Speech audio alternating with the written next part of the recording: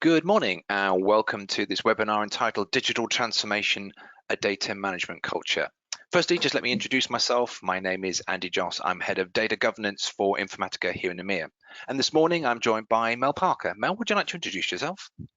Thanks, Andy. Yes, I'm Mel Parker. I'm a Principal Consultant for Agile Solutions and I head up the Data Strategy and Governance practice there. Fantastic, thank you. So the eagle-eyed amongst you will notice that actually this sounds and looks very similar to some webinars that we did back in 2019. That's absolutely right. So back in 2019, we started developing this idea and this content and thoughts around this concept we called data management culture. And really for 2020, what we want to do was just give you a bit of a sense as to kind of where we got to with all of that in 2019, but also to signpost where we're going with this in 2020 and how we're going to take this down a level and start to make it a lot more usable and tangible for many organizations as they start to drive forward on their digital transformation journey. So let's kick off and let's just get through that recap as we talked about briefly. I think one of the things that we noticed really coming out of 2019 was actually this notion about the importance of data. And I think you can see from the slides, many organizations consider data to be really, really important. And today, sitting here in March in 2020, I think looking at the role of data and what's happening around the coronavirus, I think it just kind of goes to show how important data is in terms of everything that goes on in much of our business and personal worlds. And actually, for many organizations, working around data and the changes that data are bringing is really what we would call a data-driven digital transformation. But the thing about that, of course, that can feel very different depending upon the industry that you're in terms of what that looks like. And for some, actually, this could be a multi-year journey, particularly if you're a large, complex organization or maybe have regulation and compliance challenges that you need to maintain along the way. So why do you need to get to this concept of digital transformation and what that means for organizations? Well, looking at the roadmap for this, we kind of look at this in three relatively simplistic ways. The first one is thinking about the business model, which is why we're doing what we're doing as in the digital transformation and where it's taking us. But then thinking about how that relates to the data strategy, which is what we're going to do with data to help support that business model.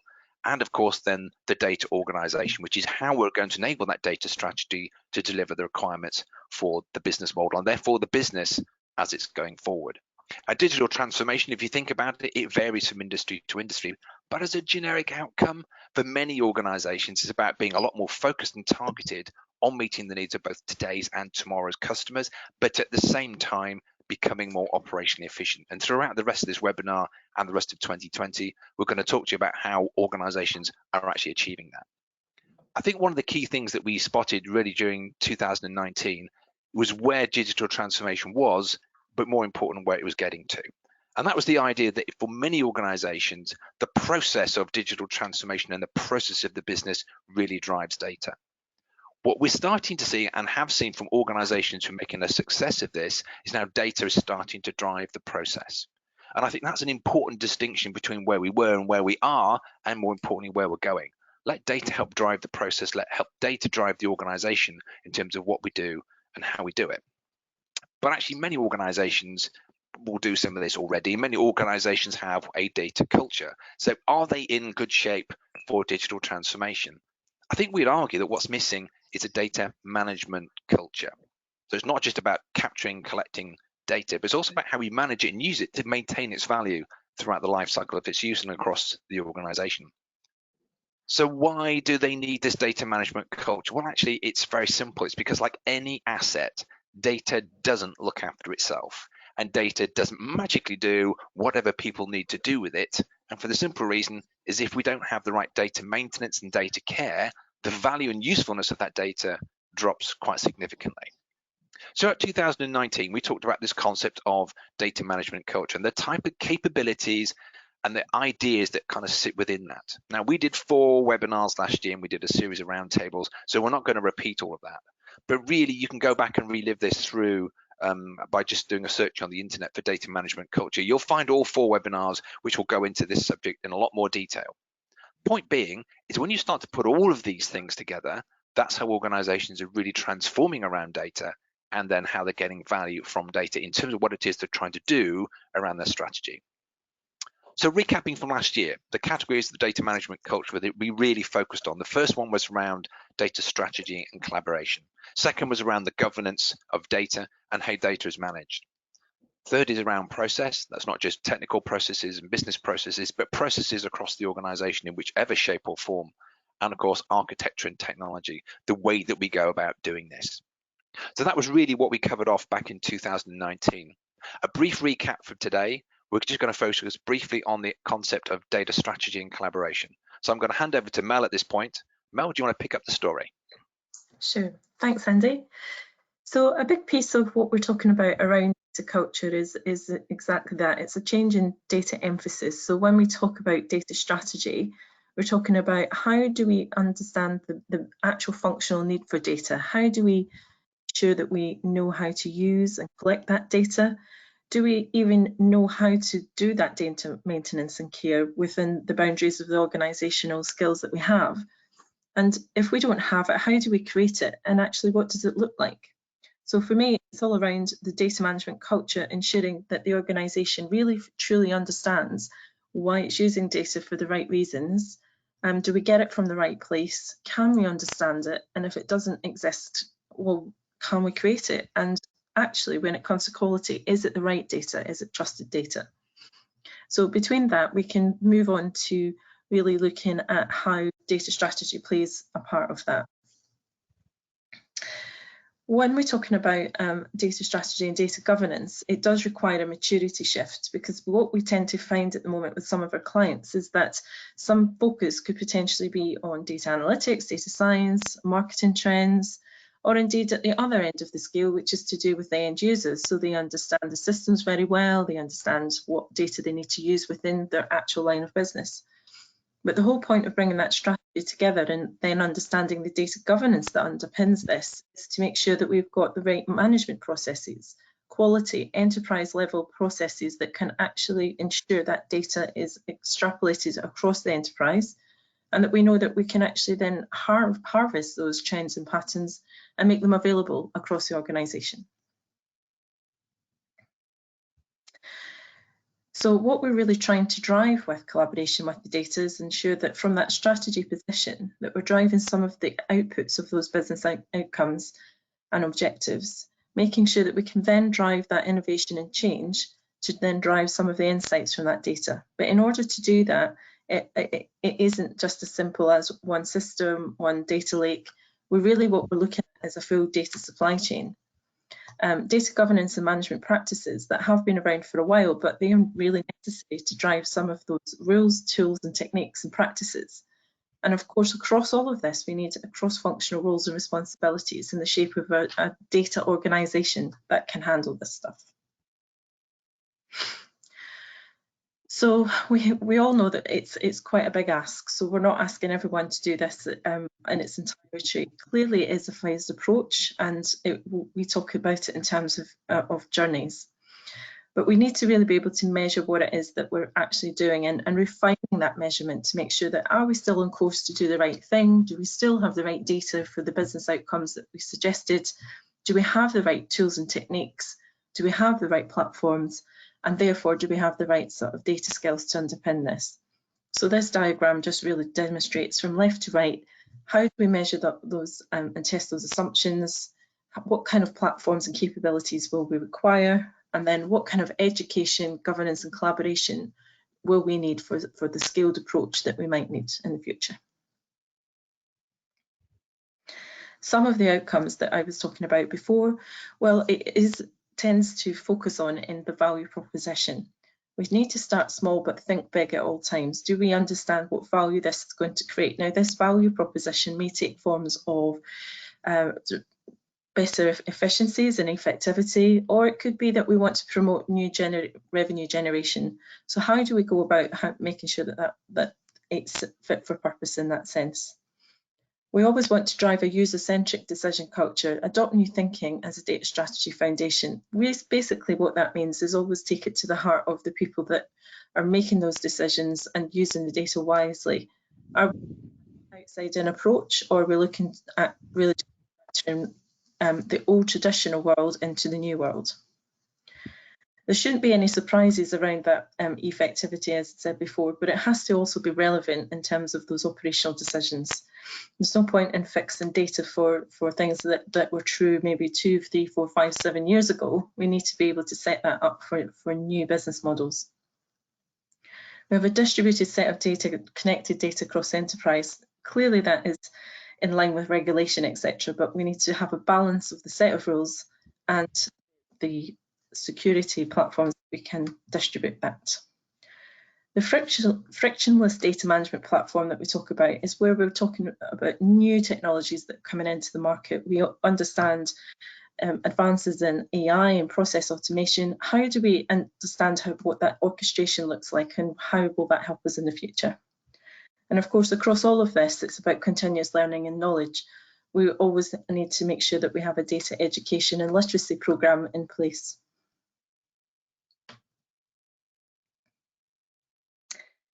So some of the categories of data management culture, well, we've talked a little bit about sort of how the strategy leads on to data governance. And now I'll pick up on data governance, and thank you, Mel.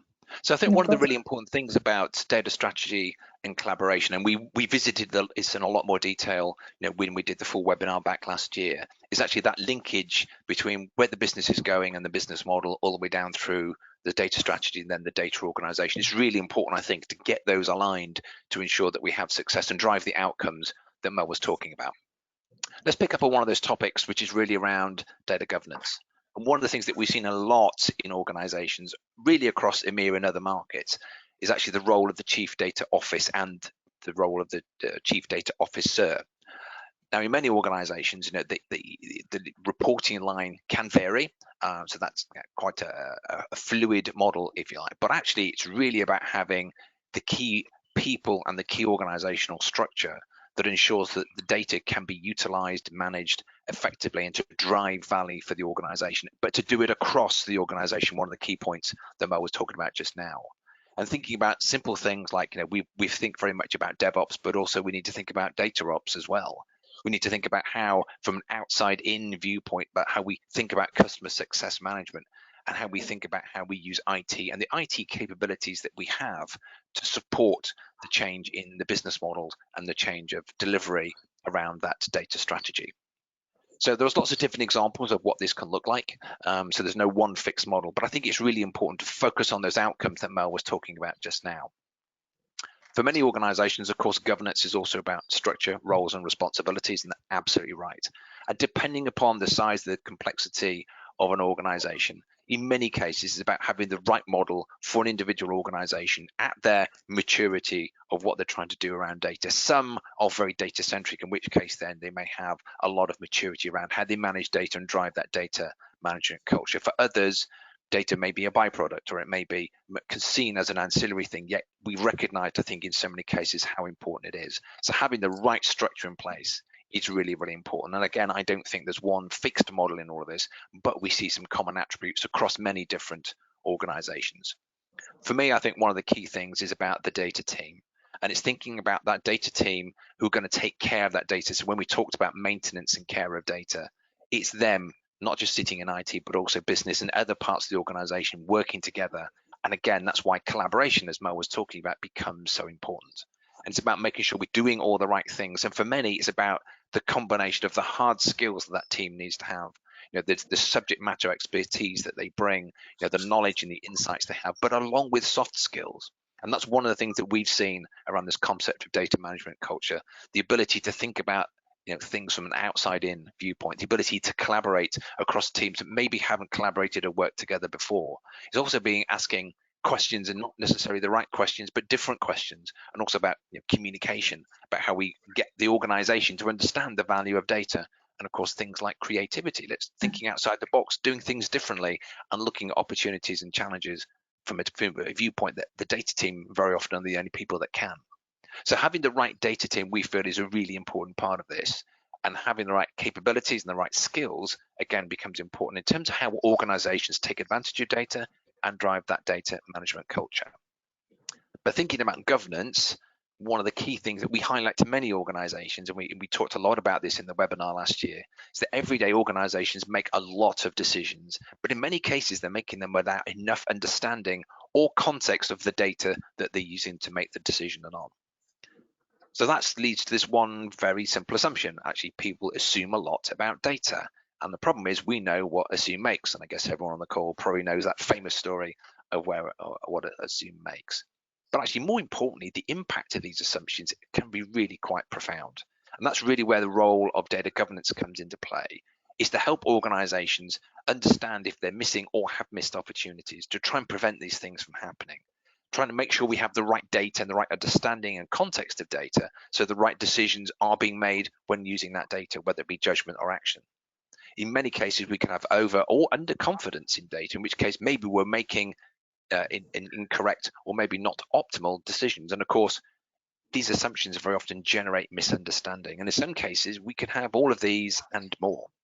So the role for data governance in this whole data management culture is really to help looking at all these different areas and try and make sure that data is being valued, is being used properly for the right purposes by the right people with the right understanding so that organizations truly can get value from it. So data governance is really about providing context and understanding to stop organizations making assumptions about data. But actually, if you look at what organizations very often do, it's sometimes very, very simple stuff. And data governance, as I'm sure many of you, can be quite a complex subject area, but just pick some simple parts of this. And just looking at some very simple examples. I mean, it's very obvious to us looking at this that on the left is an apple and on the right is a pear. In the complexity of the modern world, actually, sometimes it's really hard to determine whether something in one system that's called customer relates to the same thing in another system, which is also called customer. Are they the same type of customer? Does it mean the same thing? Actually, sometimes that's really hard to know. So in many cases, this simple analogy of apples and pears is a really good way of getting organizations to understand, are we talking about the same things? Are we understanding the same things? Are we getting the things from the same places, or are they different?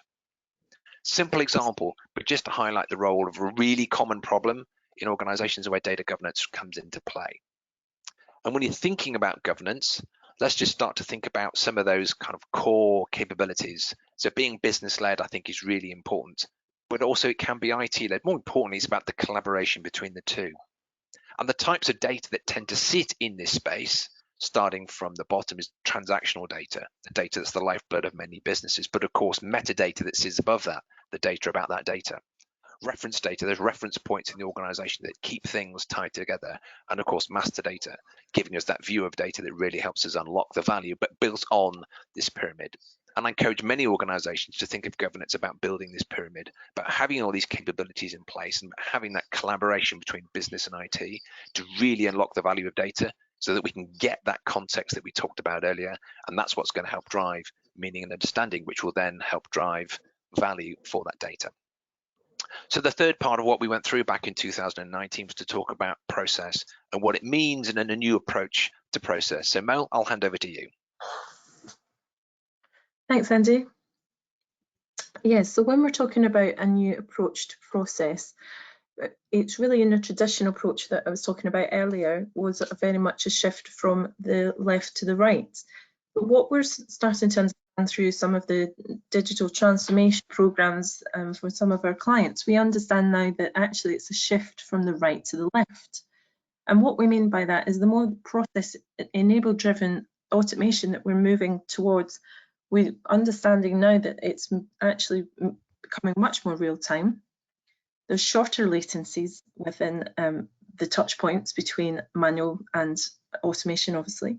And then we're trying to drive the fact that, do we need more data? Are the things being more insights? Are we learning more as we're doing each of these processes? Is effectivity and efficiency that we talked about before really actually being highlighted at a top-down approach, and therefore we can understand that we need to do more end-to-end traceability for those processes. That way, we can then start looking at more service-based delivery. Are we optimizing our services? Do we really understand the end users? Do they need more data at the point of delivery? And then this concept of digital twins. So the digital twins being that ultimately you have your manual process, you have your core and your critical processes. You may have the touch points and the human elements of those processes, but also you've got the digital ability to copy that process and reenact exactly what that's doing. So it's this idea of automation and can only be more profound as we move into a much more robotic world. Mel, so just a quick question on that point. So you talked there a little bit about digital twins. Certainly, I'm seeing a lot of organizations taking up the idea of digital twins. What kind of take-up are you seeing around that, and how data supports that kind of idea that organizations are driving forward? Well, it does depend on the industry, but we will see that more in sort of manufacturing and supply chains are looking at digital twins. They want to be able to be proactive in terms of prototyping and that ability to make sure that the process is reenacting what it needs to do. Financial sectors, for example, much more open banking, doing exactly that. It's all about that scenario-based planning and understanding how the data is actually driving some of those decision makings, to the point where it's sort of second guessing your next move to a certain extent. The AI, etc., that's been built into this is really learning itself. So the more that we're doing this, it's a very iterative process, and clearly there will be a lot more vertical industries that will catch up with this over time. But I think there still needs to be a lot more evidence in this space as to what can be done and leveraged across the enterprise. Okay, thank you. Okay. So when we're talking about some of the process types, what we're trying to understand is what kind of processes needs to stay the same. You'll have your core processes, the traditional processes that are the backbone of your industry type. But we need to understand what the reasons are for changing those, and what the stakeholders, what's the end result, who needs to be involved in some of those decisions. If we're talking about data drives process, yes, we will need to understand that the data provides the evidence for changing that process from that right shift back to that left shift. Is it a case of it's the customer that's driving some of those processes rather than an internal operational thing? Do we know that it might be the players in the supply chain that are driving the changes to those processes because the data demand is actually highlighting some issues there? So it's really about doing that time and motion study around what needs to stay the same, what can potentially be a good use case for change, and what processes are liable for digitization in that space. So some of the things that we talk about in the new world. So we're talking about, before when Andy was talking about the business strategy, the business model, driving operations, process, data, very traditional approach. And then when we say, well, what's actually changing?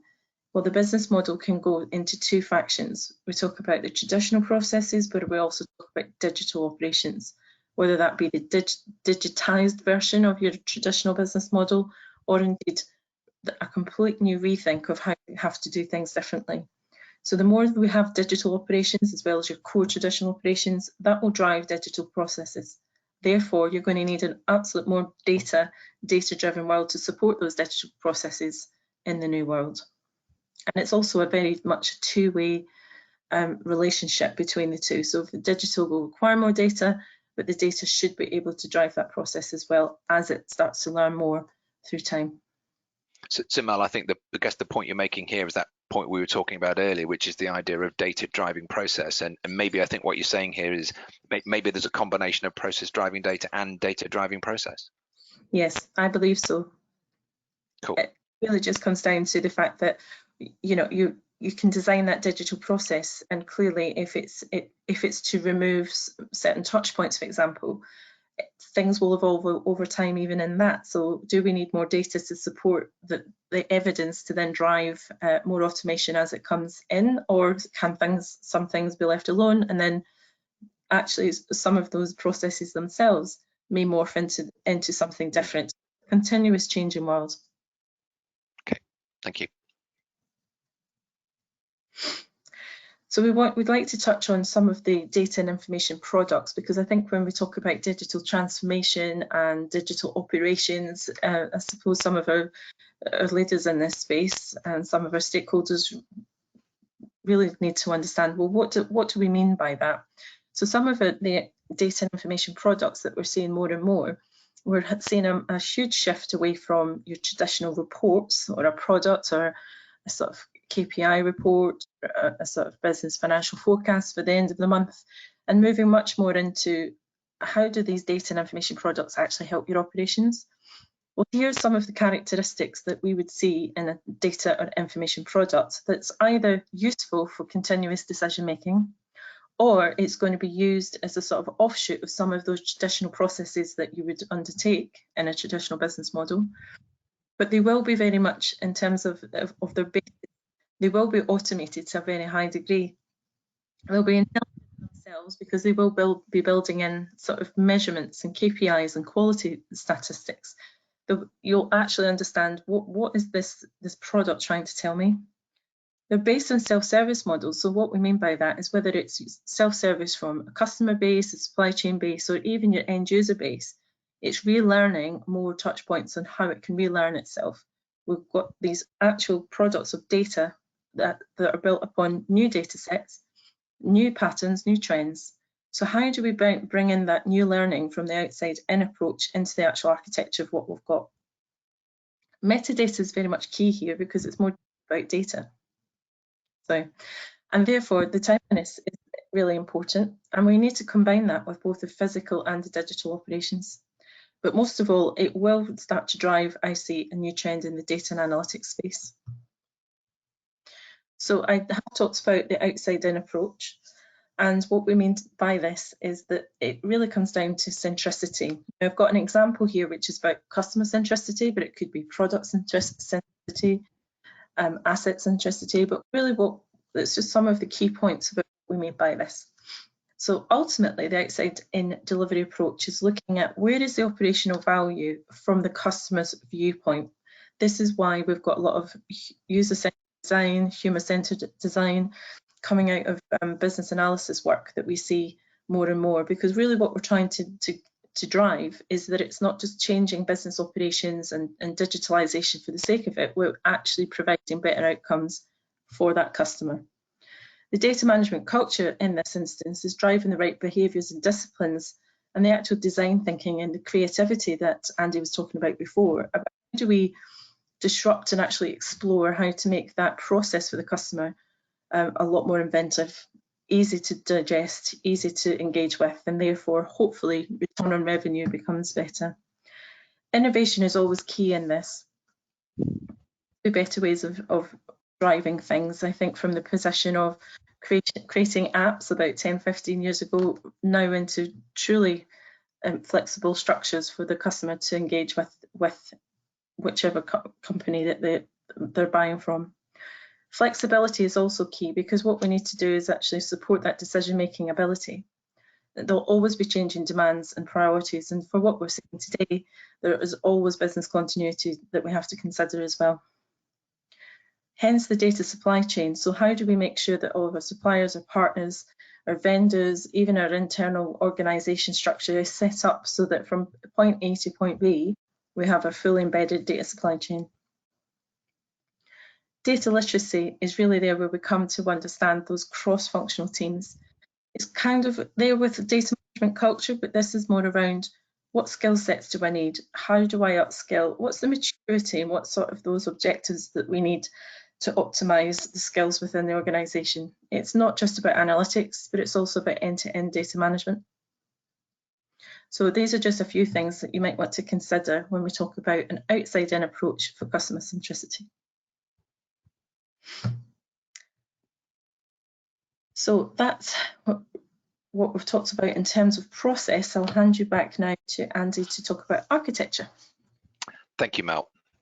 So I think one of the things that was really interesting, I think, about process is about thinking about the different types of process, whether they be business technical, whether they be manual, automated, or completely or semi-automated. Point being is actually we require good data to make all of those processes work and to work them well.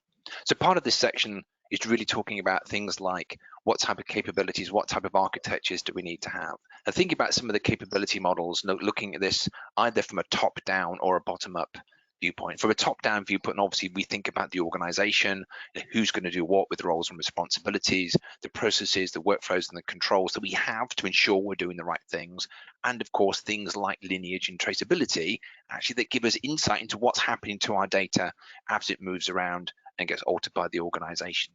But then thinking about those activities that kind of sit in the middle of the model you can see on the screen, as you can see, there's a lot that fits into there. And there's lots of different technologies that might sit behind this, but let's just think about this at a capability viewpoint. For now, let's think about some of the key capabilities we're going to need. We'll just pick on one or two because obviously we went into more detail on this back during the webinar. But thinking about data quality profiling and scorecards, for example, many organizations have some form of data quality, yet very rarely do enough data quality profiling, let alone the remediation that goes with that. But actually improving the quality of data improves the value of that data quite immeasurably. Thinking about things like definition and glossaries, thinking about bringing understanding and meaning to data. So if organizations may be using the same terms across different business units to mean different things, or they may be using different terms across business units to mean the same things, but just understanding that gives us context, which means that we can get more value from data. And it's not just about policies and policy management. Yes, clearly we need to have those, but it's about how we bring all of these things together. And on the yellow box that says issue resolution, one of the key things that we've seen and why collaboration becomes so important is about getting the organization to understand if there's an issue with data, if there are problems, if there's a lack of understanding or a lack of clarity, who do you go to? Who's going to help understand what these issues are and help get them fixed? Actually, in many cases, that comes back to the data team that we talked about earlier. And sitting down at the very bottom layer of all of this, there's going to be key data architectures that have to fit with the way an organization works and the type of business structure that they've got, the type of systems we have, and it needs to fit into an overall plan. But this has to, in overall terms, support that data strategy, which supports the business model that we talked about earlier. So having the right technology and architectures, we think, is key to unlocking the value of that data. To try and give it a really simplistic view, when we talked about some of the technologies behind this, we think of this in relatively straightforward ways. The first is around data ingestion and getting the data in. And in many cases today, we'll be looking at the traditional methods, of course, of traditional sources of data, but clearly we have great opportunity with big data from those different places and the Internet of Things. But actually bringing sense and understanding to all of that becomes really important, so we know what it is that we've got and what to do with it. And then we're going to manage and store that data, so we need to have those capabilities as well, such as a data management platform. It needs to be secure because obviously we have privacy regulation. It needs to be mastered to ensure we're looking at the right things and the best view of things, and of course it needs to be governed. And finally, it's then about data exploitation. It's about how people consume all this data and all the insights that go with it to drive some value for the organization.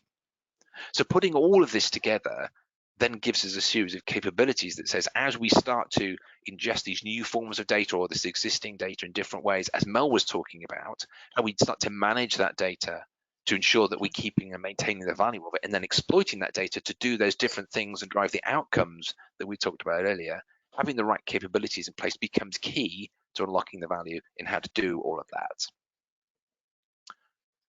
Just to give you a sense of what an architecture for this might look like, this is a really high level architecture, but here, this is Informatica's view around analytics as an end-to-end data management architecture for analytics. And as you can see at the bottom, there's lots of different ways that either the technology will be hosted, whether data will be ingested or data will be consumed. And at the top, there'll be lots of different factors in terms of what type of data, where it comes from, how it's going to be used, and who gets to do what with it.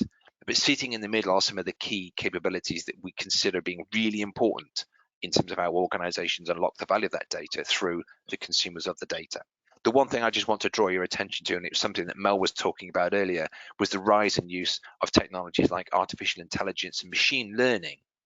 Now, we're not just seeing that in the role of how organizations are using and consuming data for AI machine learning projects, but actually how AI machine learning is now actually helping bring value to data as part of that data pipeline. So Claire, the piece of technology you can see there in the middle of the slide, that's Informatica's machine learning and artificial intelligence platform that's built into all of the technologies that sit in this space, really to help rapidly automate technologies and capabilities to get that data into the hand of the end consumer as quickly as possible, but also to give them the confidence that they're looking at the right data and the right capabilities. So we've gone through very quickly what we covered last year back in 2019, where we were really focusing on the data strategy and collaboration. We were then looking at how data governance then plays an important role in all of this. We then focused on how processes and the role of process has changed, and then of course around architecture and technology to support all of these things. You can go back and have a look at all of those webinars. You'll get to hear more details than what we've summarized today.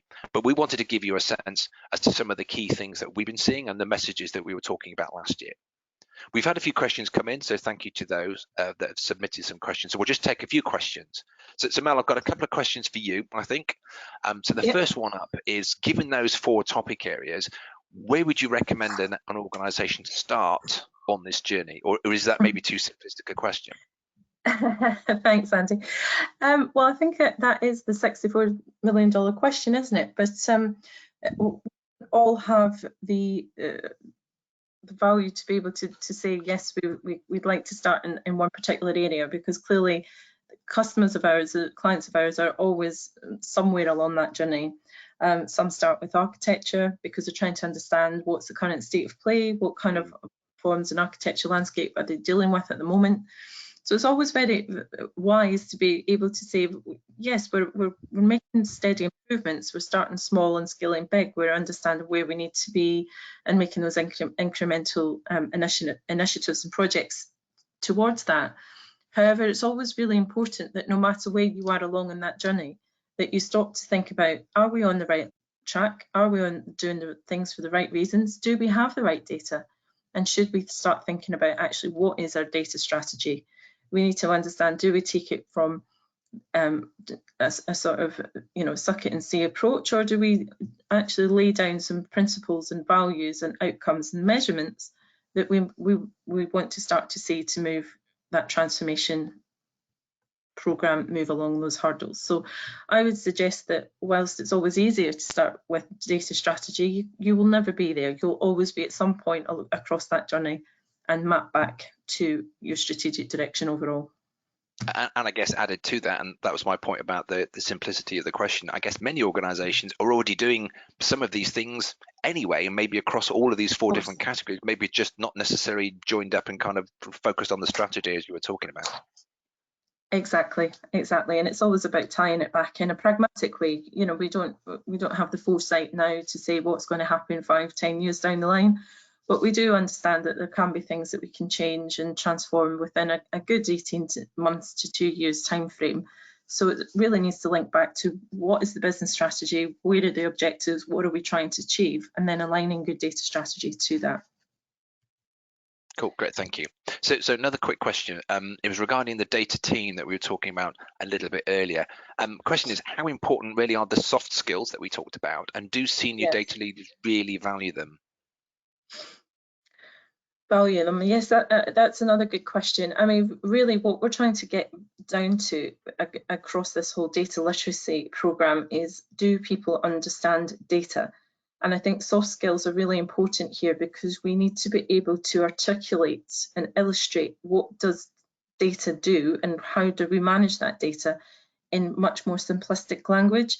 It's not an IT domain, it's not technical domain. It's more around, how do we bring up the sort of softer skills that are able to storyboard, for example, be able to paint that picture of what the data is actually doing for the business outcomes. So it's really important to ensure that we're not just talking about tables and databases structures, that we can actually get into, what does data mean for the organisation and how is it trying to drive those analytics. Cool, so thank you, good. I've got one for you, Andy, actually, that's just come in. Go on then. Yeah. Right, so I mean, we were talking about process before. I just wanted to understand as well, actually, when we're talking about data drives process, how do you get senior leaders to recognise that approach? Is that from an outside-in perspective, or how do you really good question, actually. And I guess a couple of things that I've spotted, I think seems to resonate quite well. I think part of it is about bringing some understanding to those senior leaders about what the outside-in approach could give to them. So an example to that would be, if you're thinking about a change to a process, very often it becomes a very internal thing about what the process needs to do, but actually just thinking about, well, the people who have to work with that process and the end consumer viewpoint, then actually what does this mean for them? So it's about joining these things together, but I think painting a picture and painting a vision of what that looks like from an external viewpoint potentially versus from an internal viewpoint, I think is really useful approach. It just kind of highlights the difference between an internal view and what that external view looks like. I think that's one thing. And I think the second thing then is thinking about how organizations start to tap into the data that they've got but also then talking about maybe some data that they don't have today, or maybe some capabilities that they don't have today that they could get from outside. That could be freely available. It could be, a shared service. It could be from a third-party provider, from lots of different places. But just showing about the opportunity of data from the outside and how it starts to play a role, or potentially play a role, in what the organization does internally. So I think, having some use cases for what the outside in view looks like, and compare and contrast to the traditional view, I think just helps give senior data leaders a better understanding of why this is important. And I guess the real reason for that is senior data leaders in many industries, they are captains and leaders of their industry. They're not necessarily the data specialists and the data experts. And I think it's down to the data community to help them understand what really data could be doing for them, and what the outside approach in would bring to them in terms of value. Yeah, it's great. Thanks, Andy. Yeah, agree with that. Cool, thank you. I'm just conscious, Mel, that we are rapidly running out of time, so thank you for that, and thank you for answering those questions. I just wanted to let everybody know that as we go into 2020, the Data Management Culture webinar series will continue. What we're going to do in 2020, though, we're going to do a deeper dive into some industry-specific use cases. So the idea here, and the next one up, as you can see, is around financial services. We wanted to make this a little bit more real. So in 2019, we talked about these ideas, of strategy and around governance and process and architecture and technology. But actually, we wanted to drop down now and just kind of walk through what this could look like in different industries and for different organizations, and try and make this a bit more real, so people can start to take some of these ideas and see how that might apply to their own organization. So please keep an eye out for the dates, which you'll be getting from us fairly shortly. We'll be posting them out on social media as well, so you'll be able to keep up with all of that. For now, thank you very much for your time. I hope you found this recap from last year useful. I'd like to thank you, Mel, for your time, your attendance, and your great content as always. Now, thank you very much. And for all of you, we'll see you on the next webinar, which is around financial services. Thank you very much, and goodbye. Thank you.